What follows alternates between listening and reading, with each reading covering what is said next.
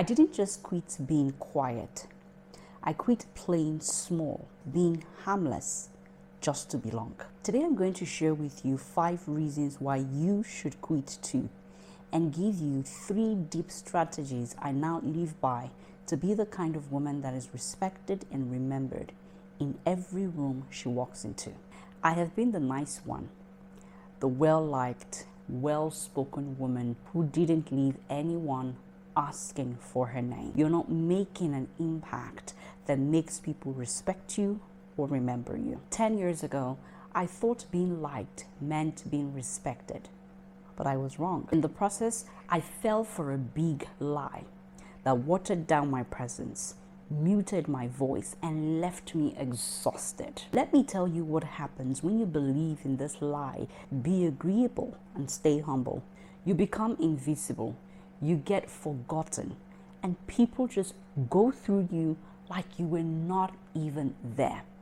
And I've seen a lot of brilliant, talented, and educated women who could have been the kind of woman that shines in such room. I see them shrink because they have been watered down. You find yourself shrinking in rooms that you were destined to shine, rooms that you could lead, you could influence, you could make an impact in, because you have believed in that lie that says you should stay agreeable, you should not brag, you should humble yourself, you should stay quiet and let your work speak for you. However, life doesn't award silence. It doesn't award invisibility. You are a brilliant woman and you need to be visible. Your impact, your value needs to be visible. A lot of women struggle with this because they say to themselves, if I brag, if I talk about myself, if I become visible to the world, I will be labeled arrogant, aggressive. And because of that fear of what the world would say, you shrink yourself and make yourself small in places that you've been destined to shine. Why should you quit? Here is reason number 1. Because playing small doesn't protect you. Instead, it erases you. It makes you shrink into the background, makes you move through the world like you're just existing.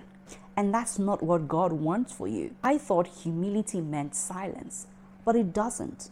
Instead, it means knowing your weight and moving with it, knowing your value, knowing that thing that makes you extraordinary, and showing up and showing out in the world. It means packaging your value in a way that helps you attract, captivate, and enroll people without shrinking or second guessing yourself. The second reason is because likability is not legacy. You can be liked and still be overlooked. But when you're respected, you're remembered. So it's important for you to start to ask yourself, do I want to be liked or do I want to be respected? The third reason is because your presence is a message. And every time you water it down, you send the wrong one. Have you ever found a situation where you have big ideas, big vision, but somehow when you present yourself to the world, it seems as though you are being misrepresented and you can't seem to put a finger to what exactly it is? That's how it is. Every time you water down your value, your presence, your energy, you misrepresent a message about yourself to the world. You send the wrong signal to people, and that's what they believe. And when they believe the wrong message, they treat you as such. The fourth reason is because you shouldn't have to shrink to fit a room. Instead, you should rise and let the room expand to meet you. You should never minimize, second guess yourself, or diminish your value in any room you enter.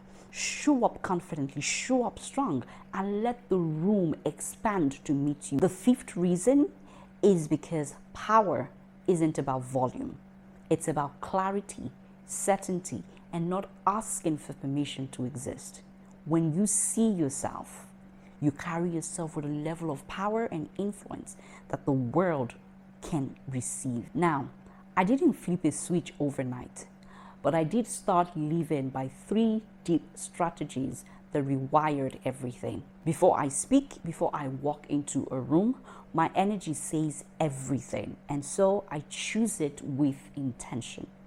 You must realize that your energy, your presence, the unspoken vibe that you bring into a room all says a lot about yourself before you open your mouth to speak. So, I am very intentional about my energy, about my thought process, my mind. How do I feel about myself with it? I don't perform calm, I create calm. I don't fake power, I embody the power in me, because I know that within me lies the power for me to show up, speak up, and project the best version of myself. And because of that, people feel it even before I say a word. When you believe in yourself, when you believe in your thought process, when you start working on your energy, your presence, you would realize that you project the best version of yourself before you say a word. And that's what you need to be able to influence people, to influence rooms before you open your mouth to speak. So ask yourself, what does my energy say about me before I open my mouth? When you identify what your energy says and you start working on it, you will realize that you are presenting and projecting the best version of yourself every time. The second strategy, I rehearse my truth, not their approval. There was a time where I used to prep conversations around how to be liked. But right now, I prep my conversations based on clarity. It's important that you start to learn how to focus on what your message is, what your goals are, what your values are. Forget about whether people will approve of what you have said or not. Ask yourself, does this message reflect the value I have for myself? Does this message reflect the value I want to project to the world? That's what you should be focusing on, not whether people will like you or not, whether people will approve of your message or not, because if you stick to that, you'll realize that you're working more on being a people pleaser. You're working more on getting people's approval, getting people's permission, when in the real sense, you should focus on the value that you can give. The third strategy is that I lead with my intentions, not my insecurities. And this is because insecurity makes you shrink, but intentions make you rise. So when I walk into a space, I don't ask, will they like me? Will they accept me? Instead, I'm asking, what do I want this space to feel because I was in it? What that does is that it shifts your intentions, shifts your energy from insecurity to intention. You're not focused on approval, permission. Rather, you are focused on value, positioning, presence. And when you ask yourself the right question, you're focused on your intention rather than insecurity.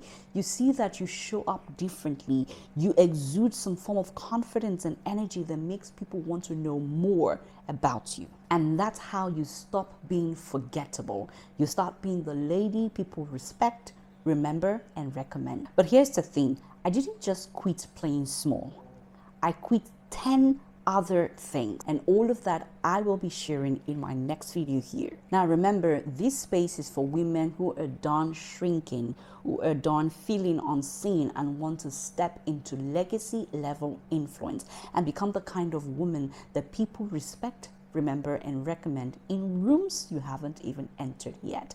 So if this is something that resonates with you, this is something that was helpful to you, you can share this video and subscribe to this channel.